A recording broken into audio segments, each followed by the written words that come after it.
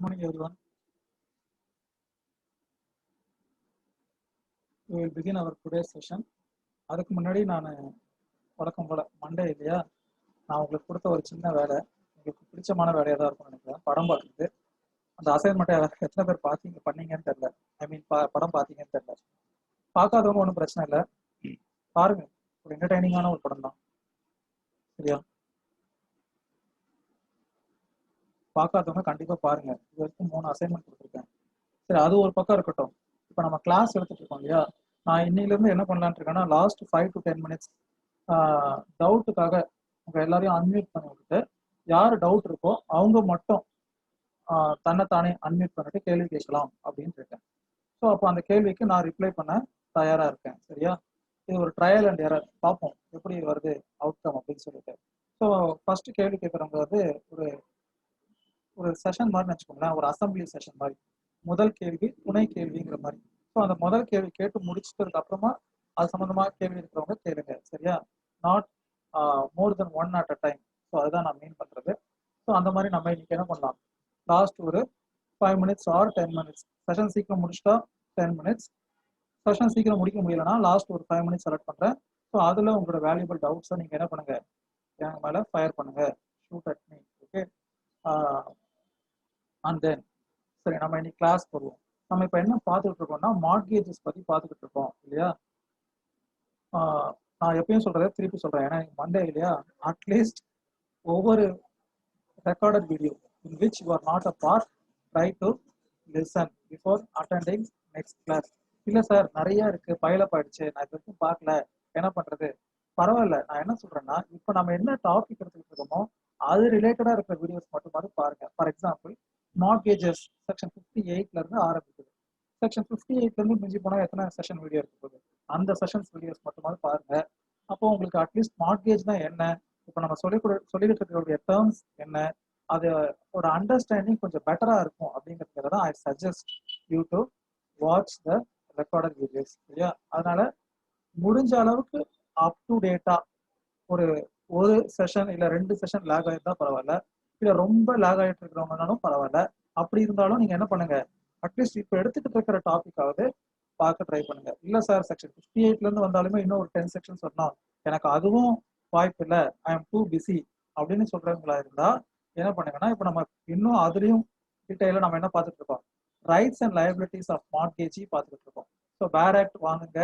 இப்போ அதில் பேர் ஆக்ட் எடுத்தீங்கன்னா செக்ஷன் 67 மேலே ரைட்ஸ் அண்ட் லயபிலிட்டிஸ் ஆஃப் மார்ட்கேஜி இருக்கும். அதுதான் நம்ம இப்போ டிஸ்கஸ் பண்ணிக்கிட்டு இருக்கோம் கரண்டா. ஸோ அட்லீஸ்ட் செக்ஷன் 67 வரக்கூடிய அந்த செஷன்ஸையாவது நீங்க வியூ பண்ணிட்டு கிளாஸஸ்க்கு வாங்க. வந்தீங்கன்னா உங்களுக்கும் பெட்டரா இருக்கும், சொல்லித்தர எனக்கும் கொஞ்சம் ஈஸியா உங்களுக்கு புரிய வைக்கிறதுக்கு வாய்ப்பு இருக்கு, சரியா? நான் ஏற்கனவே சொன்ன மாதிரி வைவோ 1713, ரியல்மி, ஆப்பிள் ஐபோன் அதெல்லாம் விட்டுட்டு உங்களோட இயல்பான பெயர் என்னவோ அதை நீங்க உங்களோட இதுக்கு வச்சுக்கோங்க. Because for attendance purpose I want again and again, நான் திருப்பி அதான் சொல்றேன், ஓகே? அட்லீஸ்ட் இந்த செஷனுக்கு வரும்போது உங்களுடைய இயற்பெயரை வச்சுக்கிட்டு திருப்பி வெளியில போனதும் ஆஸ் யூஷுவல் உங்களுக்கு என்ன பேர் பிடிக்குமோ, பேட்மேன், சூப்பர்மேன், எக்ஸெட்ரா எக்ஸெட்ரா, நீங்க அதை கூட வச்சுக்கலாம், தப்பு இல்லை, ஓகே? சரி, நம்ம இன்னைக்கு பார்க்கக்கூடிய செக்ஷன் வந்து section 69A, appointment of receiver, சரியா? அப்பாயின்மெண்ட் ஆஃப் ரிசீவர் இது கொஞ்சம் லென்த்தி செக்ஷன். போன செஷன்ல லாஸ்ட் 10 minutes நான் டவுட்டுக்குன்னு அலர்ட் பண்ணேன். ஸோ என்னால் என்ன பண்ண முடிஞ்சிச்சு, 6 சப்செக்ஷன்ஸ் தான். இந்த ஒரு செக்ஷன் கூட என்னால் முழுசாக முடிக்க முடியல. பட் எனிவே, ஸோ நான் என்ன சொல்ல வரேன்னா, I'm going to continue from where I left. So section 69A பாதிக்கு அப்புறமா தான் நம்ம இப்போ தொடர போகிறோம் அப்படிங்கிறத நான் சொல்ல போகிறேன். I don't need any other thing, சரியா? ஓகே, இப்போ நான் என்ன பார்த்துட்டு இருக்கோம், ரைட்ஸ் அண்ட் லயபிலிட்டிஸ் ஆஃப் மார்ட்கேஜி. ஒரு ரீகலெக்ஷன், ஒரு நாள் நடுவில் கேப் விட்டுருச்சு இல்லையா, அதுக்காக இப்போ நம்ம என்ன பண்ண போகிறோம், ரீகலெக்ட் பண்ண போகிறோம். ரைட்ஸ் அண்ட் லயபிலிட்டிஸ் ஆஃப் மார்ட்கேஜில் இது வரைக்கும் நம்ம ஒரு 4 செக்ஷன் பார்த்துருக்கோம்னு வச்சுக்கோங்களேன். அதில் 3 ரைட்ஸ் பார்த்துருக்கோம், ஒரு லயபிலிட்டி பார்த்துருக்கோம் with regard to mortgagees rights and liabilities. So அந்த 3 ரைட்ஸ் என்ன, 3 லயபிலிட்டிஸ் என்னங்கிறத கொஞ்சம் ரீகலெக்ட் பண்ண பாருங்க. செக்ஷன் 67 ஃபர்ஸ்ட் ரைட், அதை 2 ரைட்டா கூட நீங்க சொல்லலாம். With regard to mortgage, right to foreclosure, right to sale, இது ரெண்டுமே எதில் பார்த்தோம், செக்ஷன் 67 பார்த்தோம். Then third right come under section 68. Section 68 என்ன பார்த்தோம் அப்படின்னா, right to sue for mortgage money. Mortgage money திரும்பி வாங்குறதுக்காக மார்கேஜி ஒரு கேஸ் ஃபைல் பண்ணுறதா இருந்தால் அதுக்கு சம்மந்தப்பட்ட ரைட்ஸை செக்ஷன் 68ல பார்த்தோம். So that is third right. Then so இது வரைக்கும் நம்ம ஒரு 3 ரைட் தான் பார்த்துருக்கோம். அண்ட் தென் ஒரு லயபிலிட்டி பார்த்துருக்கோம். என்ன லயபிலிட்டி பார்த்தோம்? செக்ஷன் 67A பார்த்தோம். லயபிலிட்டி என்னன்னா with regard to multiple mortgages, the mortgager is say one person and mortgage is also one person. ஆனா அந்த மார்கேஜ் பண்ணக்கூடிய ப்ராப்பர்ட்டி ஒரு multiple property or various mortgage deed have been entered between those two persons அப்படின்னா mortgagee cannot file a suit for foreclosure or sale for only one property. He is bound to sue for all the properties together அப்படின்னு பார்த்தோம். Because in order to protect the rights of mortgagor. So இது ஒரு liability with regard to mortgage, section 67A.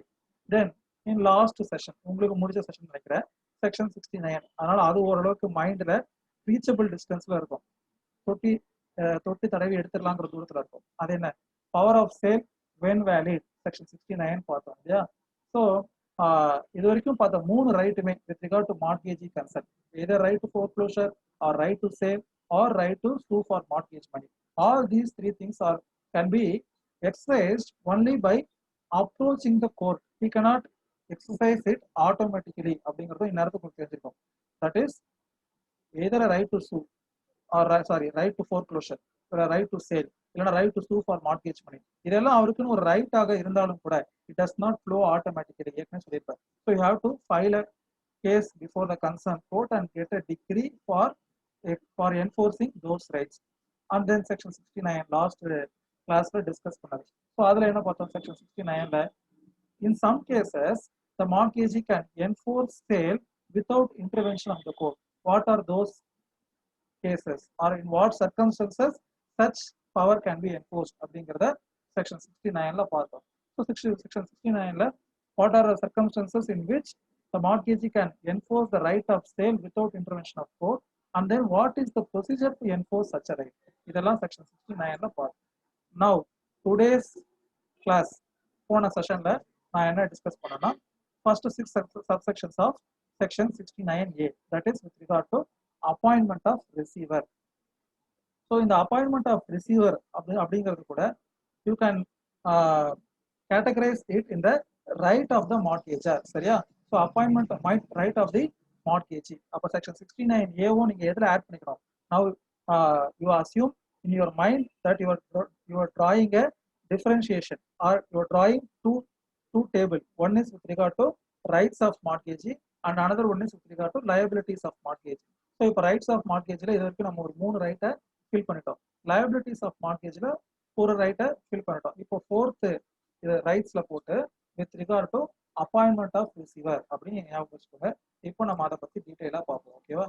So ரிசீவர்னா என்ன first அப்படின்னு பார்த்தீங்கன்னா, receiver is an impartial person who has been appointed to take over the charge of the immovable property in question. ஏன்னா this is with regard to mortgages இல்லையா? நம்ம பார்த்துக்கிட்டு இருக்கக்கூடிய section எல்லாமே எது சம்மந்தப்பட்டது? மார்கேஜஸ் சம்மந்தப்பட்டது. அதனால நீங்க என்ன ஞாபகம் வச்சுக்கணும்? மார்கேஜஸ் under these sections are applicable only to the specific immovable property in question.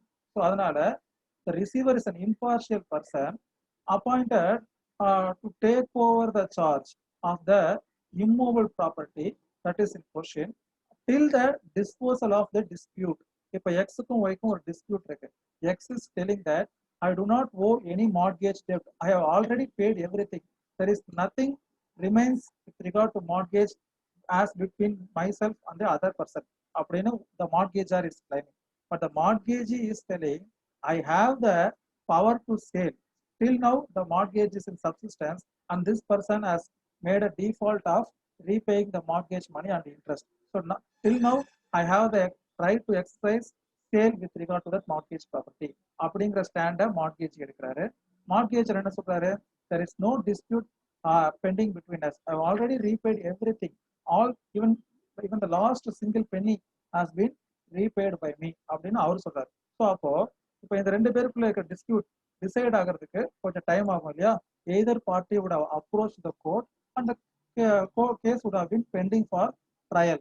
Normally it takes years together. For 3 years ஆகலாம், 2 years ஆகலாம், 5 years ஆகலாம், எக்ஸெட்ரா எக்ஸெட்ரா. ஸோ அந்த இன்பிட்வீன் டைம்ல அந்த ப்ராப்பர்ட்டியை ரெண்டு பார்ட்டியில யாரோ ஒருத்தருக்கு நஷ்டம் ஏற்பட்டுறக்கூடாது. Because one party might be in position and he may allow to detriment the property so that the other person might suffer loss. அந்த மாதிரி ஒரு சுச்சுவேஷனை தவிர்க்கணுங்கிறதுக்காக ஒரு intermediary செட்டப்பா a person would be appointed to take over the charge of the property. Such person is called as a receiver. So அவருக்கு court would fix the remuneration etc etc, his duties, powers அதெல்லாம் சரியா. So இந்த மாதிரி ஒரு இடைக்கால நிவாரணமாக ஒரு அந்த ப்ராப்பர்ட்டியை பார்த்துக்கிறதுக்காக நியமிக்கப்படுற ஒரு அத்தாரிட்டிக்கு பேர் தான் receiver. So receiver is also an officer of the court because court give him such an authority to take over the property and to maintain and to collect rent, pay the tax amount etc etc, and to maintain record with regard to that particular property in question. So அதனால he is also an officer of the court and his duty is limited. He cannot decide which person is right or which person is wrong. சரியா, இதெல்லாம் நீங்க தெரிஞ்சுக்கணும். ஏன்னா நான் முதல் 6 subsection சொல்லி முடிச்சுட்டேன். இப்போ அடுத்த சப்செக்ஷன் ஏல இருந்து ஆரம்பிக்க போறோம். அப்போ உங்களுக்கு ஓரளவுக்கு ரிசீவர்னா யாரு, அவரோட இது என்னன்னு தெரிஞ்சாதான் நம்ம நடுவுல இருந்து ஆரம்பிக்கும் போது கொஞ்சம் ஈஸியா இருக்கணுங்கிறதுக்காக, ஈஸியா இருக்குங்கிறதுக்காக ஐ ஆம் டெல்லிங் ஐ ஆம் சம்மிங் அப் த ரிசீவர்ஸ் ரோல். சரியா. ஸோ அப்போ அவர் என்ன பண்ணக்கூடாது, he is not having any judging authority whether the mortgagor is right or mortgagee is wrong, but he is just a lawful custodian of the immovable property in question for that specific period of time till which he has been authorized. So at the time of passing the verdict, he would submit all the records or all the accounts etc etc with regard to that immovable property before the concerned court, and there onwards his power also ceases with concern or to the immovable property. சரியா, அவருடைய இது என்ன ஆயிடுது, அந்த பணி அதோட முடிஞ்சு போயிடுது. Okay, so this is what with regard to receiver. So generally receiver is according to the law he is presumed to be the agent of the mortgagor. So he is taking the capacity as an agent of the principal. Principal is the mortgagor because he is the owner of the property. So he would step into the shoes till the disposal of the dispute or till the disposal of the case, and he would collect the rent or other income from the property and accumulate with himself, and he would maintain all records, receipts, everything on behalf of the persons, that is the mortgagors and mortgagee, and he is entitled to retain his remuneration or other expenses incurred by him in maintaining or preserving that property for that particular period of time. So அதெல்லாம் எடுத்துக்கிட்டு இல்லை அவருக்கான சேர வேண்டிய remuneration etcetera எல்லாத்தையும் எடுத்துட்டு he is duty bound to submit everything before the parties concerned, that is mortgagor and mortgagee in the court of law. சரியா. So இப்போதைக்கு இது வரைக்கும் உங்களுக்கு ரிசீவர்னா என்ன எக்ஸெட்ரா எக்ஸெட்ரா ஆஸ்பெக்டாக சொன்னேன். Now we'll move on to subsection 7. Now as I said, we are discussing appointment of receiver. Section 69A பார்த்துக்கிட்டு இருக்கோம். So அந்த ரிசீவருடைய அப்பாயின்மெண்ட் எப்படி இருக்கணும், அவர் யாரை நியமிக்கலாம், அதே மாதிரி அவரை ரிமூவல் பண்ணணும்னா எப்படி ரிமூவ் பண்றது, அவருடைய பவர்ஸ் என்ன, டியூட்டிஸ் என்ன அப்படிங்கறதெல்லாம் தான் இந்த செக்ஷன் 69A இருக்கு. சரியா. Now we'll begin with subsection 7. Bare act இருக்கிறவங்க பேரட் எடுத்துக்கோங்க. நானும் பேரட் வச்சு தான் உங்களுக்கு சொல்லித்தரேன். நான் வந்து I am not a genius to teach without bare act or anything. சரியா. Okay. Subsection 7. The receiver shall, if so directed in writing by the mortgagee, insure to the extent, if any, to which the mortgagee might have insured, and keep insured against loss or damage by fire out of the money received by him, the mortgaged property or any part thereof being of an insurable nature. So it is one of the power of receiver. So receiver has the power to insure that specific immovable property, but not by himself, but on the request of mortgagee. The mortgagee would have failed, that property might be at danger or it might be at stake. So அப்போ அதுக்கு ஒரு problem வந்துடக்கூடாதுங்கிறதுனால mortgagee என்ன பண்ணிருக்கலாம், insurance பண்ணிருக்கலாம். But since the receiver is appointed, either the mortgagor or mortgagee cannot perform any act in their capacity, because it is receiver is like eclipsing the role of mortgagor and mortgagee with regard to that immovable property. புரியுதா உங்களுக்கு? once receiver நியமிக்கப்பட்டா like maintaining a status quo with regard to mortgagor and mortgagee, அந்த property சம்பந்தமா மார்கேஜாரோ இல்ல மார்கேஜியோ என்ன பண்ணக்கூடாது, அந்த dispute முடிகிற வரைக்கும் ஆர் த வெர்டிக்ட் பாஸ் ஆகுற வரைக்கும் they should not involve in any transaction. அதுக்காக தான் என்ன பண்றாங்க, they are appointing receiver. So now after appointment of receiver, if the mortgagee feels this property should be insured for the for betterment of his part அப்படின்னா you should inform that to the receiver and receiver should perform the insurance. அவரு இவர் சார்பா அந்த property insure பண்ணிக்கலாம்.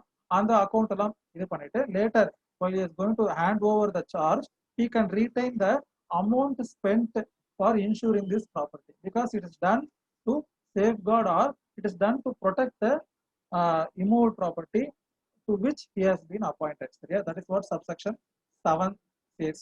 Then we move on to subsection 8.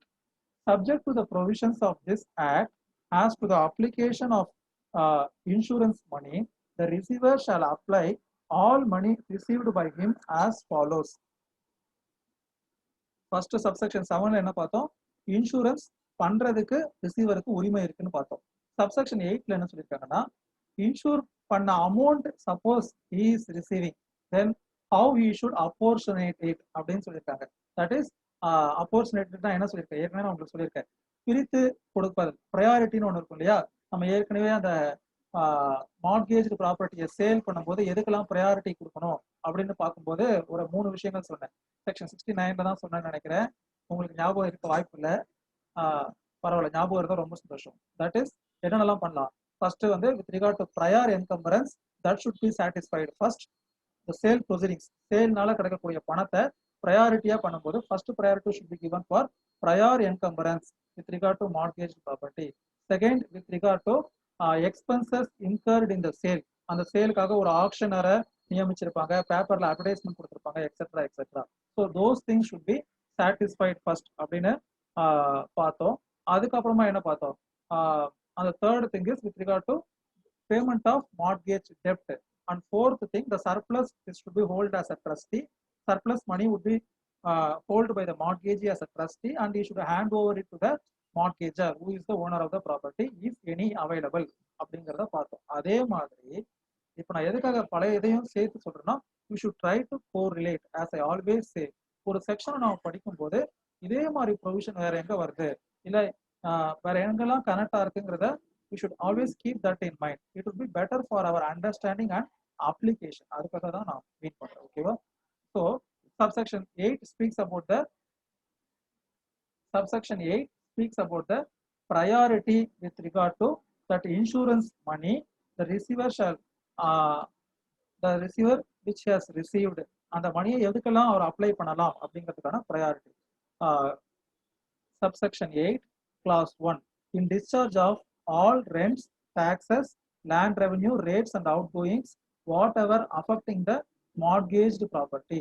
That is outgoings. ஒரே வார்த்தையில அவங்க என்ன சொல்லிட்டாங்க, outgoings. That is for that property he has to pay.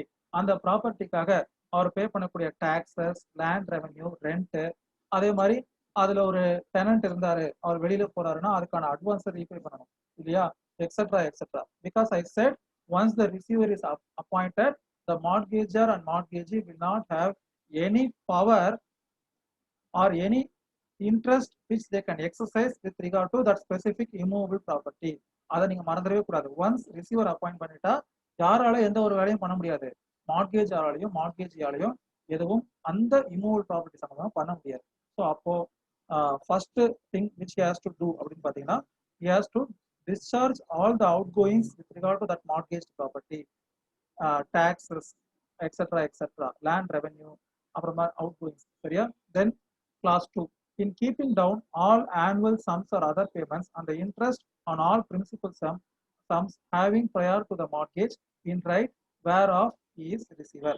So priority பேஸ்ல நம்ம என்ன பண்ணணும், அவங்களுடைய டெப்ஸ் எல்லாம் ஃபுல்ஃபில் பண்ணணும்னு பார்த்துருக்கோம். ஸோ இப்போ சம்பந்தமா ஒரு இன்சூரன்ஸ் அமௌண்ட் ரிசீவ் ஆயிருக்குன்னா, with regard to that insured property, which debt has priority, based on that priority such debt should be paid by this insurance amount. இந்த ப்ராப்பர்ட்டில என்கம்பரன்ஸ் பண்ணிருப்பாங்க இல்லையா, மார்ட்கேஜுக்கு முன்னாடியே அதுல ஏதாவது ஒரு என்கம்பரன்ஸ் இருக்குன்னா முதல்ல அவங்களோட இதை கொடுக்கணும், அதுக்கடுத்து ப்ரையர் மார்ட்கேஜ் இருந்தா அவருடைய இதை கொடுக்கணும், அடுத்து சப்சிக்வெண்ட் மார்ட்கேஜ் இருந்தா அவருடைய இதை கொடுக்கணும். ஸோ இந்த மாதிரி ஒவ்வொருத்தருடைய அந்த ஆர்டர் ஆஃப் ப்ரையாரிட்டி படி அந்த இன்சூரன்ஸ் மணியை he has to disburse. That is what clause 2 says. Then clause 3, in payment of his commission and of the premiums of fire, life, or other insurance, if any, properly payable under the mortgage deed or under this act, and the cost of executing necessary or proper repairs directed in writing by the mortgagee. Third thing is with regard to his remuneration. அந்த ப்ராப்பர்ட்டில இருந்து வரக்கூடிய பணம் வரல, ஏன் அப்படின்னா it has been met to some accident or something. So அதனால வரக்கூடிய இன்சூரன்ஸ்ல இருந்து அவருக்கு வர வேண்டிய அந்த remuneration or commission for his service, அவர் அந்த வேலையை செய்யறதுக்கு ஒரு கமிஷன் சொல்லி அவரை நியமிக்கப்பட்ட அந்த ஆர்டர்லேயே போட்டிருக்கலாம். ஸோ அதை அவர் என்ன பண்ணிக்கலாம், ரீடைன் பண்ணிக்கலாம். அதே மாதிரி அந்த மார்ட்கேஜ் ப்ராப்பர்ட்டியை எக்ஸிஸ்டன்ஸ்ல இருக்கும்போது அவர் அதுக்கான ரிப்பேரோ இல்லை ஏதோ ஒரு செலவுகள் பண்ணியிருந்தாருன்னா அதையும் அவர் என்ன பண்ணிக்கலாம், எடுத்துக்கலாம். So that is clause 3. Then clause 4, in payment of interest falling due under mortgage. So இப்போ மார்ட்கேஜிக்கு மார்ட்கேஜார் கொடுக்க வேண்டிய இன்ட்ரெஸ்ட் இருக்கும் இல்லையா, பிரின்சிபல் அமௌண்ட்டுக்கு கொடுக்க வேண்டிய இன்ட்ரெஸ்ட்டை ஃபோர்த்தா அவர் என்ன பண்ணணும், yes to apportionate it. Then 5, in or towards discharge of the principal money if so directed in writing by the mortgagee. Then the last with regard to principal money. So அப்போ ஒரு insurance claim ஆயிருக்கு, அதை receiver வந்து வச்சிருக்காரு அப்படின்னா அதை அவர் எப்படி அப்போர்ஷன் பண்ணணும் in 5 aspects. First is with regard to payment of government duties, that is outgoings, taxes, etc. etc. Then second thing is with regard to priority based, இந்த மார்ட்கேஜ் வரதுக்கு முன்னாடி என்னென்ன என்கம்பரன்ஸ் இருக்கோ அது எல்லாத்தையும் அவர் கொடுக்கணும். Then third thing is with regard to retaining his commission and other aspects which he is entitled. அவர் அந்த ப்ராப்பர்ட்டிக்காக ரிப்பேர்ஸ்க்கு spend பண்ண பணம் பிளஸ் அவருடைய சர்வீஸ்க்காக எக்ஸ்பென்ஸ் ஆனக்கூடிய அந்த அமௌண்ட், அதுக்கான commission etcetera etcetera. Then fourth is with regard to interest with regard to that mortgage, and finally the principal amount. சரியா? And shall pay the residue of any of the money received by him to the person who, but for the possession of the receiver, would have been entitled to receive the income of which he is appointed receiver, or who is otherwise entitled to the mortgaged property. So இப்போ எல்லாருக்கும் கொடுக்க வேண்டியதை கொடுத்தாச்சு, இந்த 5 பேருக்கும். மிச்சம் காசு இருக்கு, அதை யாருக்கிட்ட கொடுக்கணும் அப்படின்னு கேட்டீங்கன்னா, அவரு அங்க நியமிக்கலனா அந்த பெனிஃபிட் யாருக்கு போய் சேர்ந்திருக்குமோ அவருக்கிட்ட அதை கொடுக்கணும். Who is that person? That person is the mortgagor. கரெக்டா? Mortgagor is the owner of that particular property. So அப்போ அந்த மாதிரி அவரை அப்போர்ஷனேட் பண்ணணும். Then subsection 9. The provisions of subsection 1 apply only if and as far as contrary intention is not expressed in the mortgage deed, and the provisions of subsections 3 to 8 inclusive may be varied or extended by the mortgage deed, and so varied or extended shall so as far as may be operate in like manner and with all the like incidents, effects and consequences as if such variations or extensions were contained in the subsections. What they are saying is, with regard to the powers of receiver, you can make contract to the contrary. These are the general powers of receiver. நம்ம இப்போ பார்த்தோம் இல்லையா, உதாரணத்துக்கு போன subsection என்ன பார்த்தோம், how the money should be apportioned அப்படின்னு பார்த்தோம். இப்போ அவருக்கு ஒரு இன்சூரன்ஸ் அமௌண்ட் வருது with regard to that specific amount அப்படின்னா அவர் எதுக்கெல்லாம் பொறுப்பு ஆவாரு, இல்ல எந்த ஆர்டர் ஆஃப் இதுல அவர் அதை பே பண்ணணுங்கிறத பார்த்தோம். If the parties feel so, while appointing the receiver itself, they can give priority to some other loan. For example, இப்போ அந்த 5 விஷயங்கள் பார்த்தோமா, இந்த 5 விஷயங்கள்ல 5வது இருக்கிறத ஃபர்ஸ்ட் ப்ரையாரிட்டியை கொடுத்துக்கலாம், 4வது இருக்கிறத செகண்ட் ப்ரையாரிட்டியை கொடுத்துக்கலாம், இப்படி கூட சேஞ்சஸ் பண்ணிக்கலாம் அப்படின்னு சொல்றதுதான் சப்செக்ஷன் 9 says so. சரியா? Subsection 1, a mortgagee having the right to exercise the power of sale under section 69 shall, subject to the provisions of subsection 2, be entitled to appoint by writing signed by him or on his behalf a receiver of the income of the mortgaged property or any part thereof. So இப்போ நம்ம பார்த்துக்கிட்டு இருக்கிறது என்னன்னு சொல்லி பார்த்தோம், right of மார்ட்கேஜின்னு பார்த்தோம். So மார்ட்கேஜியே ஒரு ரிசீவரை நியமிக்கிறதுக்கு மார்ட்கேஜ் டீட்ல, say for example like you're having an arbitration clause in agreement. ஒரு அக்ரிமெண்ட்ல ஒரு ஆர்பிட்ரேஷன் கிளாஸ்ல அவங்களுக்குள்ள ஒரு டிஸ்பியூட் வந்துச்சுன்னா ஆர்பிட்ரேட்டரை நியமிக்கிறதுக்கு எப்படி அதிகாரம் கொடுக்கப்பட்டிருக்கோ அதே மாதிரி மார்ட்கேஜ் டீட்லயே மார்ட்கேஜுக்கு ஒரு அதிகாரம் வழங்கப்பட்டிருக்கும். இப்போ அவங்களுக்குள்ள such a dispute arises with regard to that mortgage, the receiver may be appointed அப்படின்னு சொல்லிட்டு. ஸோ அப்போ அந்த மாதிரியான சர்க்கம்ஸ்டான்சஸ்ல mortgagee can appoint a receiver, but in all ways by mutual understanding between the mortgagor and mortgagee, not in a individual capacity. அப்போ அந்த டீட்லயே 2 பேருக்கும் சாதகமா இல்லாம நடுநிலையா இருக்கக்கூடிய ஒருத்தரை பத்தி அவங்க குறிப்பிட்டிருப்பாங்க. அவங்க தான் ரிசீவரா பிற்காலத்துல நியமிக்கப்படுவாங்க. அப்படி அவங்களுக்குள்ள ஒரு ஒற்றுமை ஏற்படல, அப்பனா என்ன சார் பண்றது அப்படின்னு கேட்டீங்கன்னா, அப்ப அந்த மாதிரியான சர்க்கம்ஸ்டான்சஸ்ல you have to approach the court and get an application filed and get an order for appointing a receiver. Then 10th subsection, application may be made without the institution of a suit to the court for its opinion, advice, or direction on any present question respecting the management or administration of the mortgage property, other than the questions of difficulty or importance not proper in the opinion of the court for summary disposal.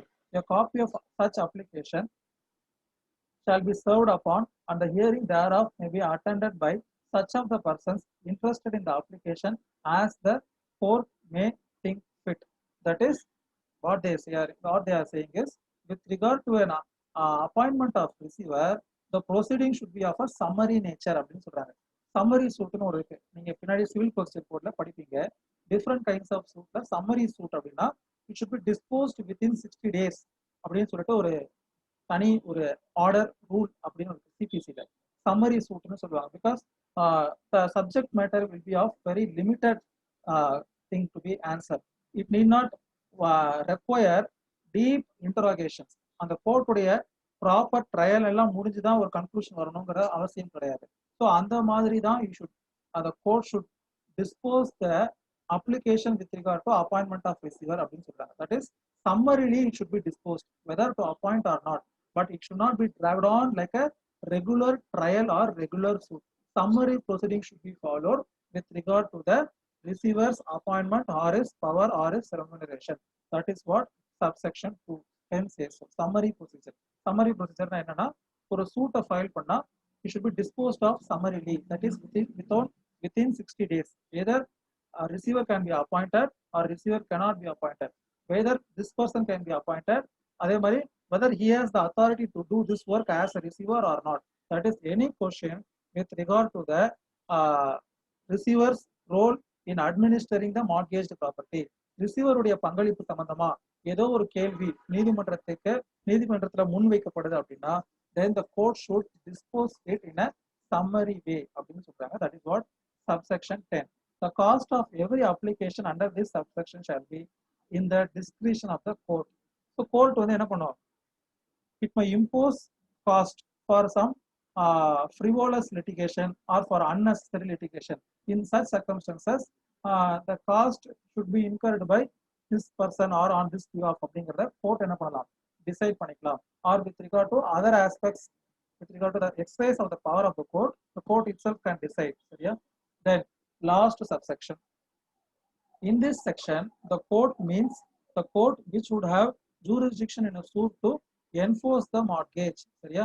So mortgage enforce பண்றதுக்கு எந்த கோர்ட்டுக்கு அதிகாரம் இருக்கோ அந்த கோர்ட்டுக்கு தான் ரிசீவரை நியமிக்கிறது சம்பந்தமா இல்ல ரிசீவர் சம்பந்தமா ஏதோ ஒரு டிஸ்பியூட்டை டிசைட் பண்ற அதுக்கான அதிகாரம் இருக்குன்னு சொல்றதுதான் subsection 11. So this is all with regard to appointment of receiver. Again, I will sum up section 69A and then you can post your questions. First, receiver is normally appointed by mortgagee as per the mortgage deed. That is mutually agreed while entering the mortgage deed. That is subsection 1. சரியா? Then subsection 2 is with regard to subsequent appointment of receiver. Mortgage deed ல mention பண்ணல, ஆனா சப்சிக்வெண்டா என்ன பண்றாங்க, மார்ட்கேஜரும் மார்ட்கேஜியும் மனசு ஒத்து ஒரு அக்ரிமெண்ட்டை போட்டு ரிசீவரை நியமிக்கிறது. But unfortunately such mutuality does not arrive. அப்படி என்ன பண்ணலாம்னா, the either party may approach the court and appoint a receiver. That is what subsection 2 says. So then subsection 3 says the power of receiver so appointed shall be acting like an agent of the mortgager and his act is binding on the mortgager. Then subsection 3 என்ன சொல்லுது, மார்ட்கேஜருடைய ஏஜென்ட்டா receiver கருதப்படுவார். So ரிசீவருடைய செயல்பாடுகளுக்கு மார்ட்கேஜர் பொறுப்பாவார் அப்படின்னு சொல்லுது, without intervention of mortgagee. But in cases where the receiver and mortgagee collides together, அப்போ அந்த மாதிரியான சர்க்கம்ஸ்டன்சஸ்க்கு மார்ட்கேஜர் would not be held liable. Then subsection 4, the receiver is taking charge over that immovable property. So he is empowered to collect rent or other income from that property as the other persons. மார்ட்கேஜருக்கும் மார்ட்கேஜையும் என்ன பண்ணிக்கிட்டு இருந்திருப்பாங்களோ அது எல்லாம் இனிமேல் receiver பண்ணுவாரு. But you should pay receipts and he should make himself accountable for all his transaction with regard to immovable property. That is subsection 4. Then subsection 5, no person shall enquire his appointment. Subsection 4ல ஒரு mortgage ப்ராப்பர்ட்டில இருந்து rent வருது, அந்த ரெண்ட்டை கொடுக்க வேண்டிய ஒருத்தர் என்ன question பண்ண முடியாது.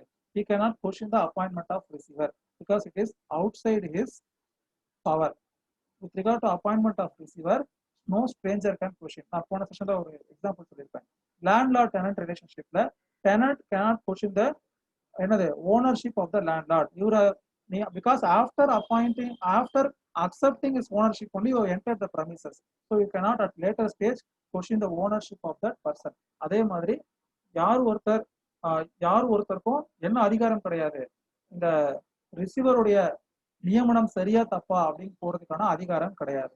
Then subsection 6 is with regard to how much a person can retain. The receiver வாங்கக்கூடிய பணங்கள் இந்த அக்கௌண்டபிள் மணில எவ்வளவு ரீடைன் பண்ணிக்கலாம் அப்படின்னா for his remuneration and for the cost incurred by him in managing this property, அதை ரீடைன் பண்ணிக்கலாம். and if any commission has to be paid, that should be with regard to 5% of the amount received அப்படின்னு சொல்றது subsection 6. then subsection 7, 8, 9, 10 and 11 நம்ம இப்போ discuss பண்ணது. subsection 7ல என்ன பார்த்தோம், with regard to insurance. then subsection 8ல in regard to insurance money how to be apportioned அப்படிங்கறத subsection 8ல பார்த்தோம். then subsection 9ல என்ன பார்த்தோம் அப்படின்னா if the persons want, they can make an alternative arrangement. Contractor to the contrary can also be made அப்படின்னு சொல்லிருப்பாங்க. then subsection 10ல application should be disposed of in a summary manner. then in subsection 11, the court which have the power to enforce the mortgage is the court that court has the power to encourage the application to appoint receiver or with regard to his powers. சரியா? so this is all with regard to appointment of receiver. now I will unmute everyone. doubt இருக்கிறவங்க கேள்வி கேட்கலாம். சரியா?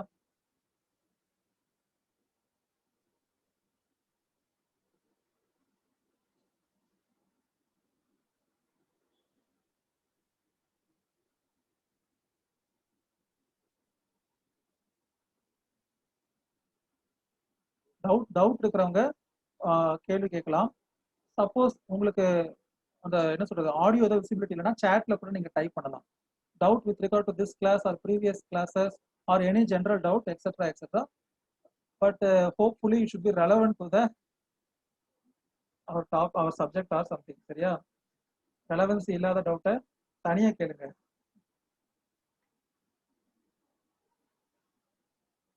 ஏன்னா எந்த ரெஸ்பான்ஸுமே இல்லை.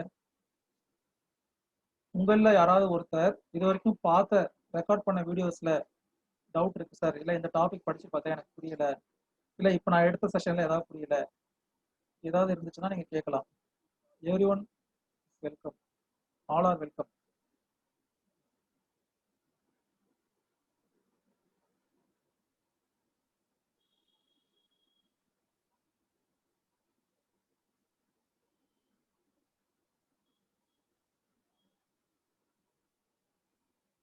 இப்போ உங்களால பேச முடியுதா இல்லையா?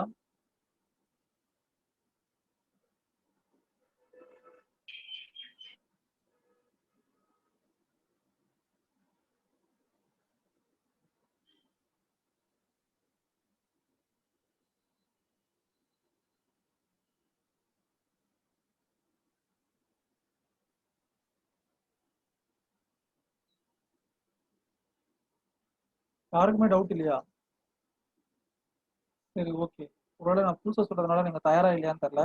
இனிமேல் நீங்க படிச்சுட்டு வந்து டவுட் கூட கேட்கலாம். சரியா? நெக்ஸ்ட் கிளாஸஸ்ல இருந்து இது வரைக்கும் எனக்கு தனியா வந்த டவுட்ஸ் தான் பாத்தீங்கன்னா அதிகமா அவங்களோட ஓன் கேசஸ் சம்பந்தமா, இல்ல அவங்களுடைய ப்ராப்பர்ட்டி சம்பந்தமா, இல்ல நெய்பருடைய ப்ராப்பர்ட்டி சம்பந்தமா அந்த மாதிரி டவுட் வந்து ஒரு 4-5 பேர் கேட்டிருக்காங்க.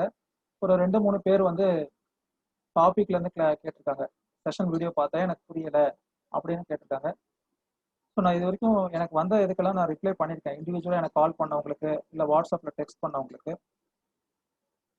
Spontaneously some person might feel, அப்போவே கேட்டால் நான் கேட்டிருப்பேன் அப்படின்னு சில பேர் ஃபீல் பண்ணலாம். அவங்களுக்காக தான் இப்போ இந்த ஒரு இதை இது பண்றோம், ட்ரையல் மாதிரி. சரியா?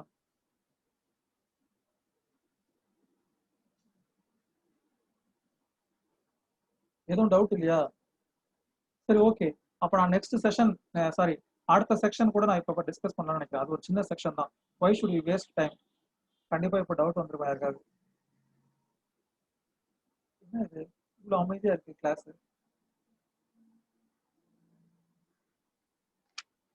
நம்ம கிளாஸ் தானா?